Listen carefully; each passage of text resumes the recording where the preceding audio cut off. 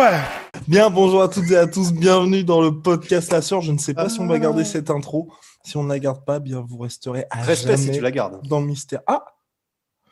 Bien, pas de respect, pas de respect. Pas de respect, malheureusement, on risque de perdre le peu de sponsors que nous avons. Extreme Protein, Venom, vous connaissez. Bien, donc on va commencer avec... on va surtout... On fait un actu en sueur. On fait un actu en sueur aujourd'hui. Et on va commencer par No More Mr. Nice Guy. Bah oui, hein, il faut en parler. Faut milquer. C'est pas comme ça que Ross va s'acheter son deuxième appartement, parce que oui, Rusty Business est propriétaire. Et pourquoi cette transition qui n'a rien à voir? Parce qu'aujourd'hui, quelqu'un a installé la fibre chez Rust, et ce quelqu'un, à notre plus grande surprise, était un auditeur, viewer du podcast La Sœur. C'était assez marrant parce qu'il est arrivé, il fait, oh, on m'a fait une blague. Non, vous êtes bien, c'est Rusty. Et c'est une histoire véridique, et il s'appelait d'ailleurs Samir, si je ne m'abuse. Salim, pardon. C'est Salim. Et bah oui, il est arrivé, et puis du coup... et on lui a promis une dédicace. Ah bah oui, parce que maintenant j'ai la fibre et je vais arrêter de faire du partage de co en 4G comme un vieux mec. Donc merci Salim. Et du coup, ouais, il est arrivé, et puis il commence à monter l'escalier, il fait mais tu me rappelles quelqu'un?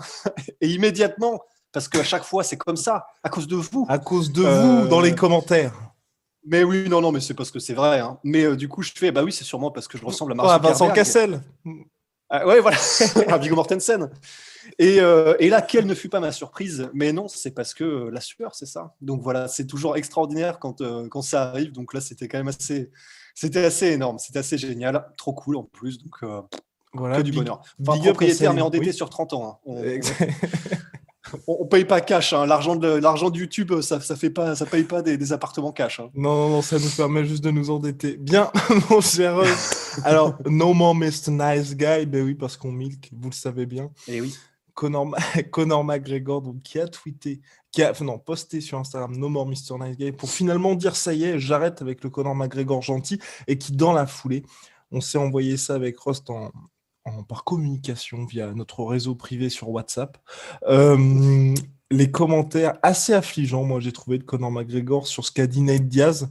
On aurait dit tout simplement un gamin. Alors certes, No More Mr. Nice Guy, mais c'est pour faire des trucs du genre prout, tu fais une interview sur ton siège de gamer. C'est littéralement ça. Hein. C'est bizarre, vraiment bizarre, parce que pour le coup, ce qu'il faisait, et on en parle assez souvent, hein, ce qui fait qu'il y a autant de fans de Conor McGregor, le fait qu'il ait réussi à élever le sport à un autre niveau, c'est parce qu'il y avait toutes ces punchlines, il y avait tout ça, mais c'était naturel en fait. On sentait que le mec était possédé par justement cette volonté de conquête, de se dire je repousse sans cesse les limites. Là, on a quelque chose qui a l'air d'être complètement artificiel. Ouais, en vrai, c'est chaud parce que c'était malaisant. En réalité, si jamais vous n'avez pas pu aller voir les commentaires, je crois que c'est sur un des posts de ESPN sur Insta. Et c'est malaisant parce que tu sens qu'il force en fait. Et No More, voilà, ouais, c'est ça. Donc No More Mr. Nice Guy. Donc on dit au revoir aux gentils garçons, mais si c'est pour dire bonjour à Monsieur Malaise TV, en vrai, ça me ferait un peu mal au cœur parce que c'est quelqu'un qui, on peut dire ce qu'on veut, briller au moins par sa vitesse, son esprit, disons, la vitesse à laquelle ça fonctionnait là-haut, quoi.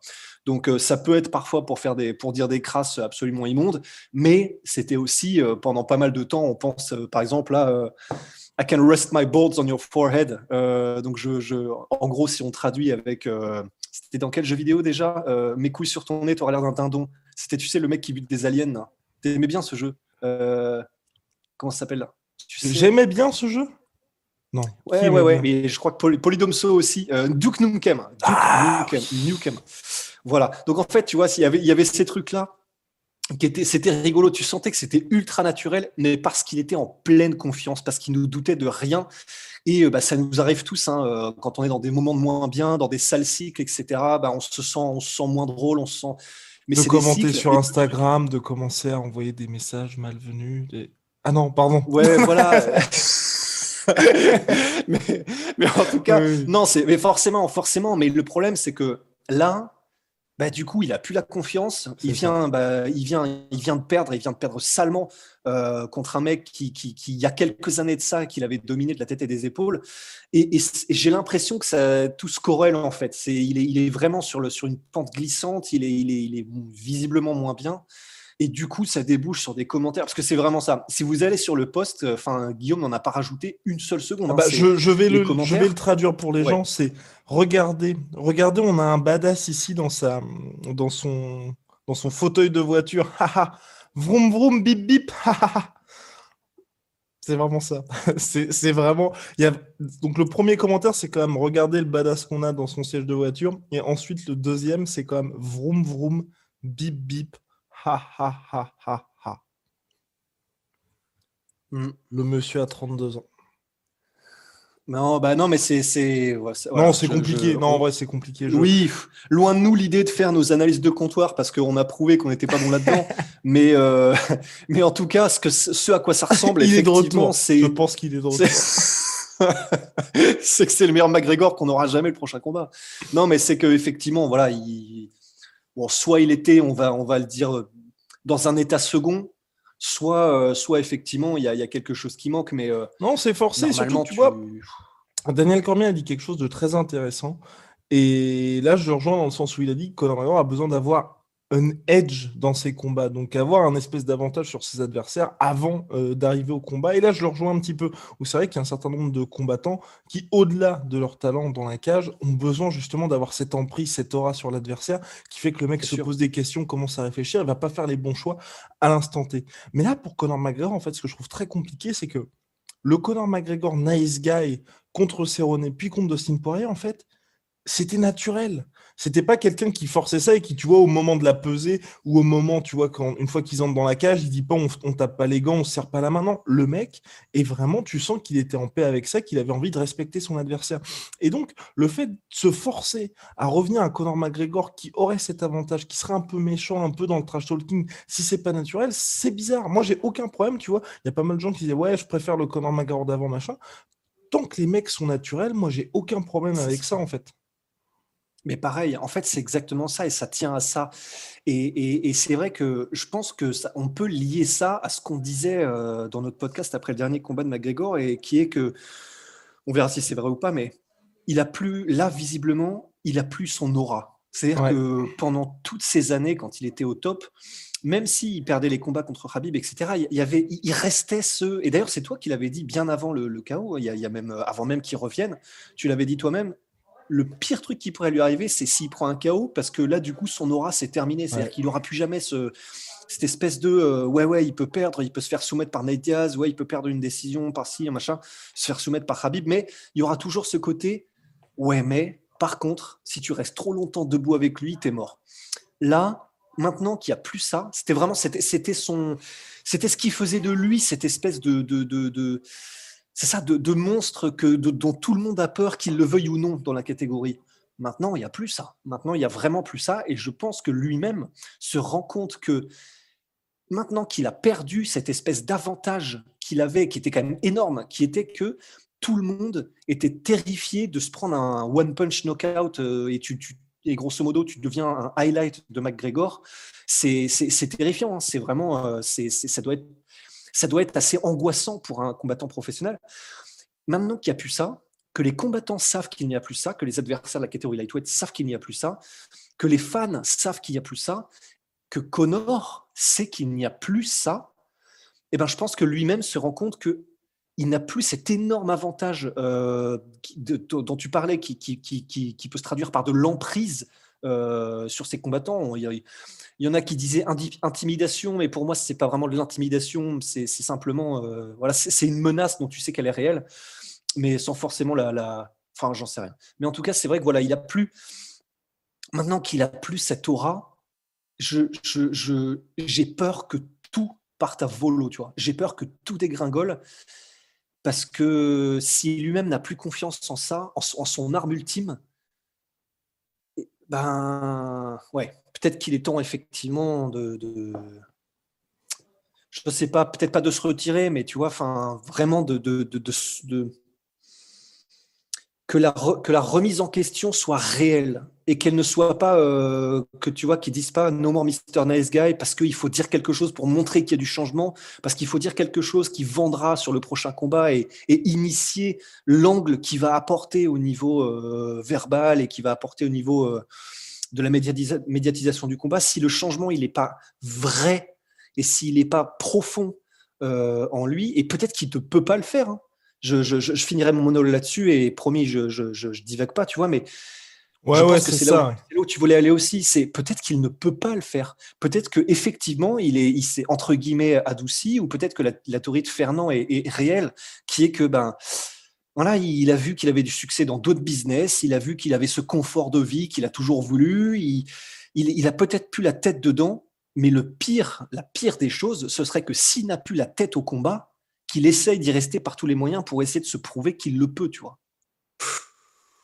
Ouais, oui, mon cher Stéphane. Non, mais après, moi, en fait, ce que, par rapport à ça, à cette approche trash talking et non trash talking, d'ailleurs, validée par John Kavanagh, entraîneur de Conor McGregor depuis de nombreuses années, qui a dit c'est la prochaine phase de Conor McGregor, donc de revenir à ce côté No More Mr. Nice Guy.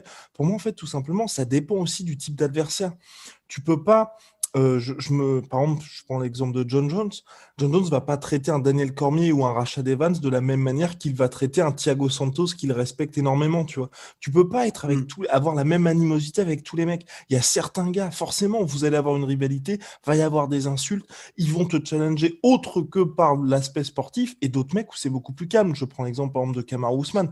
Kamaru Usman, Colby Covington, bah, un mec comme Kamaru Usman qui est d'habitude vachement dans le respect, on pense notamment au combat contre Tyron Woodley, au combat à la qui arrive contre Gilbert Burns, contre Colby Covington, c'était la guerre entre les deux. Mais pourquoi? Mais parce qu'il y a une animosité entre les deux mecs. Et c'est logique, en fait. Pour moi, tu peux pas traiter tous les mecs de la même façon. Et c'est vrai que quand tu as un gars comme Dustin Poirier qui s'est quand même assagi depuis le premier combat, un mec comme Donald Cerrone, où bah, il y a eu un petit peu de trash talking lors d'une conférence de presse, mais pour le reste, bah, c'est un gars qui est père de famille désormais, qui est plus sur la fin de carrière et qui permet à McGregor de revenir dans le sport. Il n'y a aucun besoin de leur rentrer dedans. Mais par contre, et c'est pour ça aussi que le côté, on dit un no more Mr. Nice Guy, et puis tu vois, les gens qui étaient, bah, j'aime pas le nouveau McGregor, machin, bah, enfin, les gens n'ont pas écouté toutes les interviews de Conor quand il parle de Khabib Nurmagomedov. Clairement, quand il parle de Khabib, il n'y a pas de Mr. Nice Guy. Il n'y a jamais eu de Mr. Nice Guy. Pourquoi? Parce qu'avec Khabib et même avec Nate Diaz, même s'il est en mode on va le refaire avec Nate Diaz, ceci, cela, bah, tu vois bien que c'est quand même une autre mayonnaise que contre les Donald Cerrone, les gars comme ça. Justin Gaethje qui a quand même pas mal chauffé McGregor aussi, il s'en prend pas mal quand McGregor il parle de lui. Donc je pense que c'est vraiment une question d'adversaire et les gens étaient tout simplement pas habitués en fait à ce que McGregor soit avec des gars qui soient assez calmes finalement. Je vous en prie mon cher Rust. Non, non, c'est carrément valide et intéressant. Hein. On n'a pas encore d'idée précise sur le sujet, mais c'est vrai que j'étais en train, tu vois, d'essayer de chercher un adversaire avant dans la carrière de McGregor où il aurait pu être nice guy. Et du coup, on en parlait tout à l'heure en tant que van, mais Chad Mendes, c'était probablement le moment ou jamais où Conor aurait pu être nice guy, puisque c'est vraiment le gars le plus gentil du monde. Et je sais plus, ouais, bon, bah, en gros, c'était pas du trash talk direct, mais c'était effectivement des petites piques comme ce qu'on a dit tout à l'heure. Mais tu vois, moi, ce dont j'ai peur, c'est. Enfin, j'ai peur, pas forcément, parce qu'on a eu, on l'a eu, c'est-à-dire qu'on voilà, cette espèce d'étoile filante, comme il était contre Alvarez, comme il était, on l'a eu. Donc c'est pas grave, hein, c'est la vie si jamais on ne le voit plus tel quel.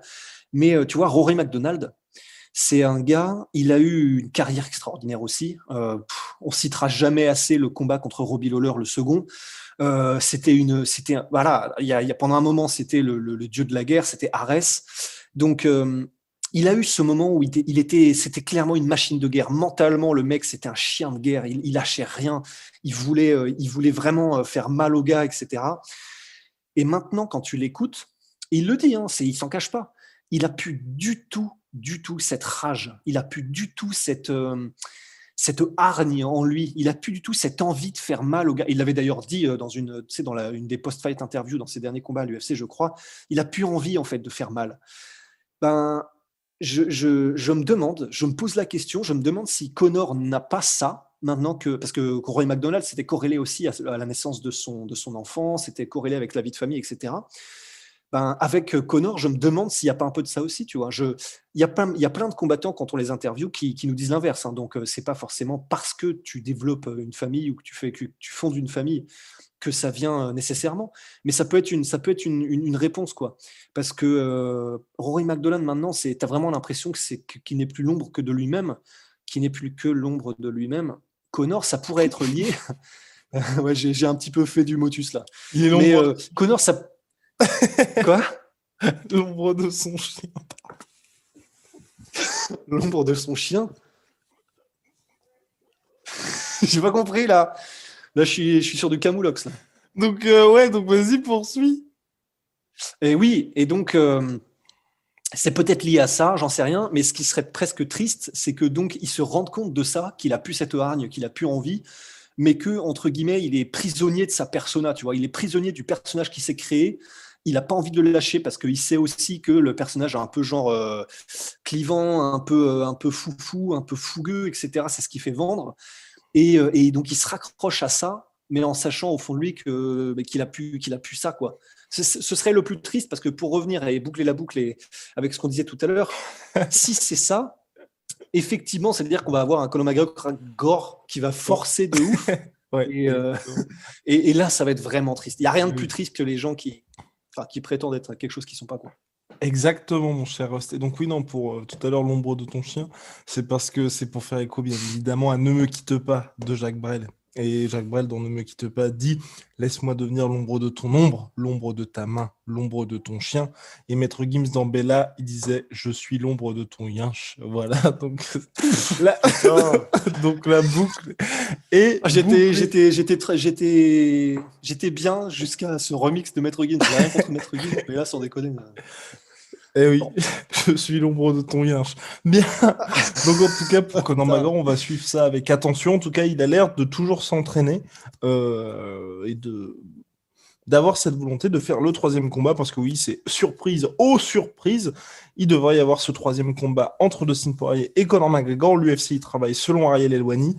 Conor McGregor veut revenir en mai, donc selon toute vraisemblance, ça se fera entre mai et juillet pour la traditionnelle Fight Week de l'UFC. Bien, mon cher Roche, je pense qu'on peut passer à Israel Adesanya qui prépare sa montée. Ah bah là, we milking.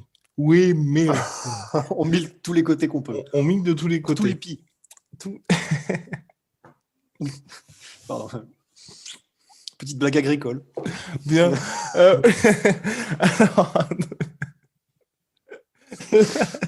La blague est agricole.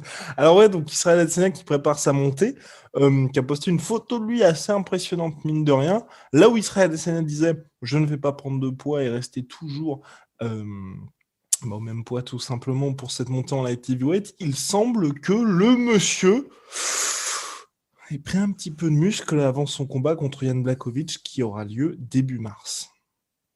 Un peu de sclemu. En fait, après, alors... Je suis très très fan d'une chaîne qui s'appelle More Plates, More Dates. Bon, alors après, il faut parler anglais, effectivement. Et c'est plus un gars, de plats, plus de rendez-vous amoureux. Oui, exactement. Mais plate dans le sens. Oui, plate dans le sens, oui. Voilà, sur les haltères. Ouais. Un disque. Ouais, je crois qu'on parle de disque. Exactement. Mais oui, donc en fait, c'est un gars qui est spécialiste. Et pour le coup, c'est vraiment très intéressant parce qu'il est aussi fan de MMA. Il est spécialiste de toutes les substances qui améliorent les performances. Lui-même ne s'en cache pas. Il prend tout un tas de stéroïdes, de trucs comme ça. Et c'est toujours super intéressant de voir ses analyses. Il en a fait sur John Jones, sur Paulo Costa, etc. Et s'il y a bien un truc que j'ai appris aussi de lui, c'est qu'il faut se méfier aussi de ce qui est posté en termes, mais simplement, hein, en termes de lumière, d'orientation, de simplement la manière dont la photo est prise, ça peut induire en erreur en réalité. Et par exemple, pour les photos de John Jones, les premières qu'il a postées quand il est monté en heavyweight, honnêtement, il y avait beaucoup de ça. Donc voilà, c'est pas forcément très compliqué de donner l'impression qu'on a un autre type de corps, simplement à partir de lumière, de positionnement, etc. et d'angle. Et je ne sais pas si c'est le cas pour Adesanya, mais en tout cas, il semble que quand il poste comme ça, là, effectivement, il y a deux guns. Il y a deux guns de chaque côté, il y a un gun de chaque côté. Mais je ne serais vendu sur ce nouveau physique, s'il existe que quand on le verra en live action. Entièrement dans d'accord. des- Et c'était tout l'objet de notre intervention. C'est combien de fois avons-nous été bernés par les photos comme ça d'avant-combat? Ouais. On ne le compte plus. On ne le compte plus. En tout cas, mais après, tu vois, c'est quand même un mec intelligent, Adesanya. Donc, pour moi, évidemment, qu'il allait prendre du poids pour cette montée chez les mi-lourds. Surtout, quand même, en se préparant face à un mec comme Jan Blachowicz qui va, selon toute vraisemblance, un petit peu utiliser autre chose que son striking face à Israël Adesanya. Donc, forcément, en prévision des phases qui pourront avoir lieu contre la cage, bah, il a tout intérêt à prendre un petit peu de muscle quand même Adesanya. Donc, c'est pour ça que honnêtement, moi, ça me surprend pas et c'est plutôt une confirmation qui fait bien les choses. Mais par contre, moi, vraiment, où je pense, on verra bien, enfin, ça arrive très vite, mais tu vois, sur la pesée, je pense pas qu'il va être non plus très très lourd et qu'il va avoir à cutter énormément de poids. Il cut déjà pas énormément de poids pour être en middleweight et je pense que là, on va pas avoir un mec qui va être façon Luke Rockhold quand il est monté en light heavyweight. Je pense que ça va être plutôt, tu vois, ni Georges Saint-Pierre qui, lui, pour le coup, avait fait l'inverse en étant intelligent dans sa prise de poids, mais peut-être trop intelligent parce qu'il avait uniquement pris en compte, tu vois, les chiffres et pas les réactions de son corps. Là, je pense que lui, il va être juste en mode, je fais une montée de poids graduelle et quelque part, tu vois, combattre, entre guillemets, à mon poids naturel. Ouais, complètement. Complètement. Effectivement, de toute façon, il aurait tout intérêt à faire ce que tu viens de dire, c'est-à-dire ce que fait John Jones en ce moment, en fait. C'est-à-dire combattre à ton poids naturel. C'est-à-dire que John Jones, même quand il était light heavyweight champion, voilà, il faisait probablement aux alentours de 105 kilos dans la vie de tous les jours, alors qu'on rappelle, light heavyweight, c'est 93. Donc, effectivement, on serait probablement plus proche de quelque chose qui est combattre à son poids naturel. Celui de Adesanya, c'est probablement aux alentours de 95, peut-être 4, un truc comme ça. Mais ouais, en fait, on aura de réponses que quand il nous en note, que quand il ne se montrera réellement et que quand il nous en donnera. Parce que c'est vrai que pour l'instant, il aurait intérêt à faire un petit peu comme John Jones, c'est-à-dire effectivement d'amorcer, pour le coup, une vraie transition vers les catégories supérieures. Je ne sais pas s'il a vraiment envie de revenir en middleweight ensuite. Si c'est pour affronter John Jones qui monte en light heavyweight, ben, ça veut dire que Light là, grosso modo, heavyweight, tout court. Ouais, j'ai dit quoi? T'as dit, j'ai mal compris. Vous avez très bien parlé, mon cher host. Autant pour moi. Mais donc voilà, voilà, c'est tout ça pour dire qu'on est dans le flou en fait, mais que s'il veut effectivement faire sa montée et faire comme John Jones et vraiment se stabiliser à son poids de forme naturel, C'est ça aussi. parce que ouais, faut vraiment se Façon dire que les Holloway contre combattants, Dustin Poirier, où c'était juste c'est un ça, exactement, alors qu'on aurait préféré que justement exactement. les mecs fassent leur montée intelligemment, mais c'est très compliqué avec la mémoire musculaire. Fernand Lopez en a parlé dans King Energy épisode 3, et oui, que quand les mecs montent durablement et prennent le temps justement de monter, c'est très très compliqué de faire le weight cutting dans les catégories inférieures. Et donc forcément, il y a un arbitrage à faire entre juste un combat ou alors je prends du poids pour y rester. C'est ça. Donc maintenant, voilà, on ne le saura que quand il parlera, mais ça dépendra de ce que veut accomplir Israël Adesanya dans les années qui viennent. Formidable, mon cher Rust. Réponse début mars, c'était les actus en sueur. Big shout out à My Sweet Protein, moins 45% sur tout My Protein avec le code la sueur. Et moins 10% sur tout Venom avec le code la sueur. Merci à tous pour votre soutien. Merci à Salim pour la fibre. Car grâce à toi, Russ va enfin pouvoir faire des podcasts dignes de ce nom en distanciel. Ouais. Voilà, donc merci. Allez,